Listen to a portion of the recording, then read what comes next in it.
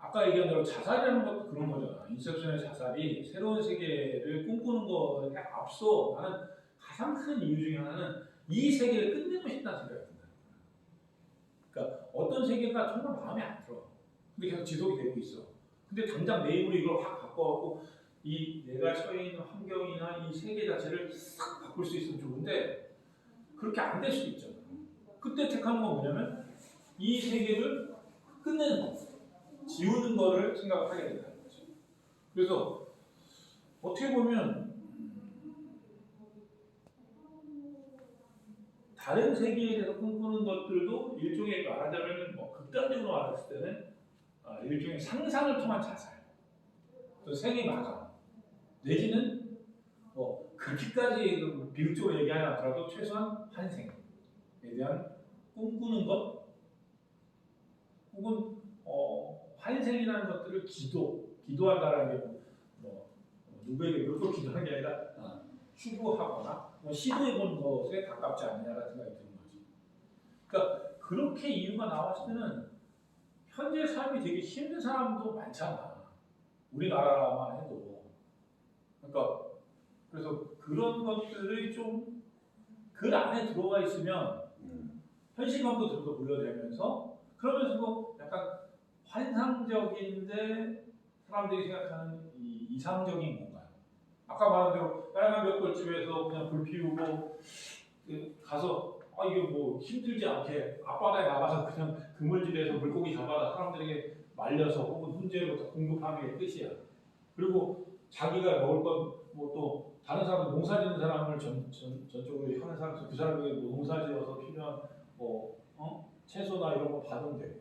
그러니까 이런 그 이상적인 공간에 대한 꿈은 다 있잖아. 편안하고 목가적인. 그러면서도 치이지 않고 너무 바쁘지 않은 삶. 근데 그 세계에서도 사실 아쉬움이 있을 것 같다는 생각은 들어. 그러니까 천국의 가장 큰 단점은 너무 할 일이 없고 심심하다는 거라고 얘기할 때 그런 걸 수도 있을 것 같아요. 그래서 뉴질랜드에 유학을 갔다가 한 3년, 4년 있다가 온 애가 있었어. 가르치는 애죠. 그러니까 걔가 한국 어때? 뉴질랜드는 어때? 되게 조용하고 너무 평화롭고 일상이 너무나 평온하대. 그런데 한국은 어때? 아주 정신없고 그리고 너무너무 복잡하고 그런데 한국이 좋아? 뉴질랜드가 좋아? 한국이 좋대요. 왜 그러냐? 걔가 한 말 중에 한국은 재미있는 지역이라고 얘기해요. 그러니까 굉장히 번잡하고 정신없는데 재미가 있어.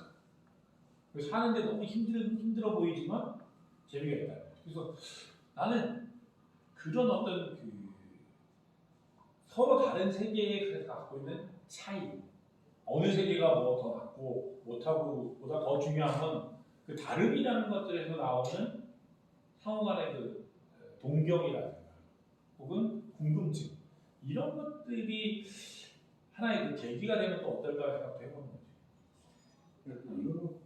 이거 했을 때 그냥 뭐라 그럴까? 이게 우리 대화하다가 이게 예를 들면은 뭐 힘들어하니 그냥 자연스럽게 나오는 말이거든요. 그런 생각으로 적은 거라. 그렇지. 근데 이제 문제는 이게 일상의 대화에 대한 기록 플러스 약간 우리가 알고 있는 전통적인 형태의 기담 또는 괴담에 그냥 머물러 있으면 사실 이걸로 사람들의 공감을 이끌어내는 데는 한계가 있다는 거야. 이게 뭐 예를 들어서 그냥 뭐 재미삼아하면 살짝 이렇게 끝나거나 혹은 내지는 초등학교 애들이 좋아하는 무서운 이야기로 간다면은 상관은 없는데 그게 아니고 정말 이게 일종의 그 생각할 거리를 가지고 또 우리가 책으로 냈을 때 만약에 공감할 수 있는 사람들 좀 더 많이 가지고 싶다면은 그런 부분들이 좀 갖춰져야 되지 않겠냐라는 거지. 그러니까 이거는 뭐랄까 일종의 문학적 문법이라고 해야 되나?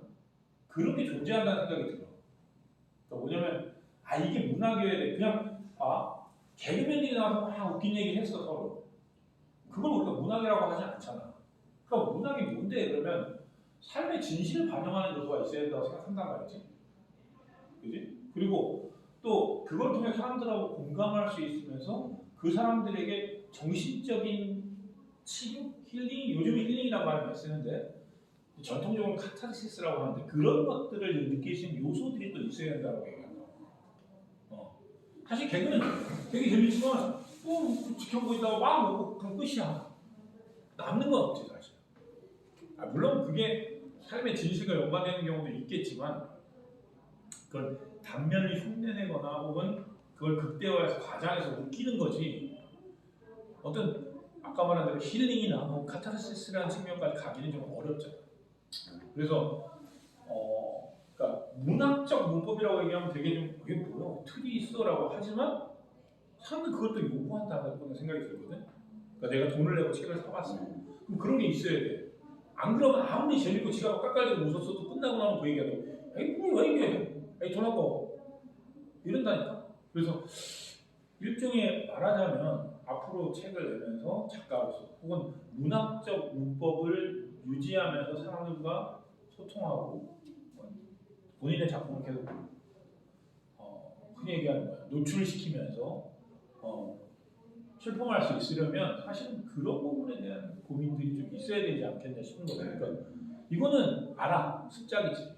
그야말로 얘기를 하다 보니까 얘기하는 과정에서 그럼 이걸 좀 더 다듬어서 이렇게 정리해서 써보면 어떨까. 그리고 약간 무서운 이야기를 섞어서 이 정도에서 출발한 거는 이해한단 말이야.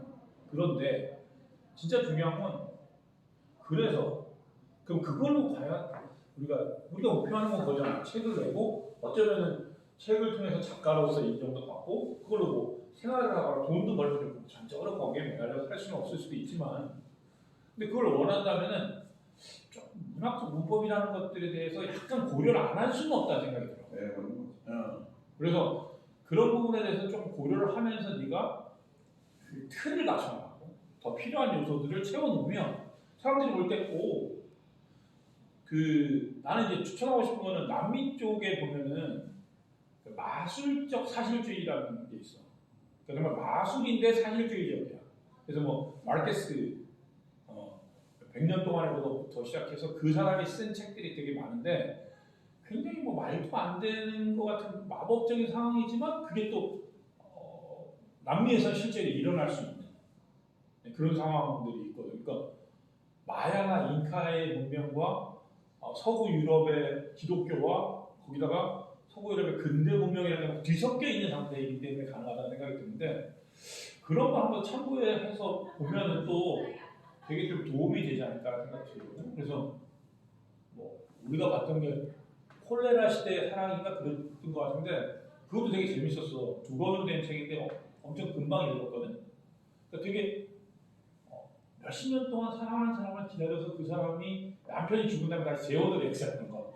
결혼을 하게 된 거지. 사랑하고. 근데 일반적으로는 그 사람이 그냥 이렇게 다른 사람들 앞에 나서서 둘이 생활하기 너무 불편한 거야. 그러니까 이 사람이 말하자면 일종의 유람선이라고 해야 되나? 뭐라 해야 돼? 그렇죠. 요즘은 이게 그 여객선으로 쫙 여행하는 크루즈 선장 같은 사람이야. 그래서 뭘 하냐면 그때는 콜레라가 발생하면 육지에 내려오지 못하게 한대.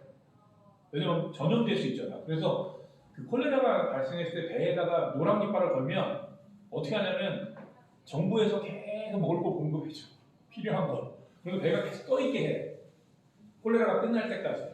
그래서 재밌는 게 크루즈 여행을 시작하고 정식점에 갔는데 노란 깃발 안 내려. 그리고 막 보고를 받으면 다시 가. 어떻게 보면 선원들과 함께 둘만에 떠있는 섬에서 생활하는 거지.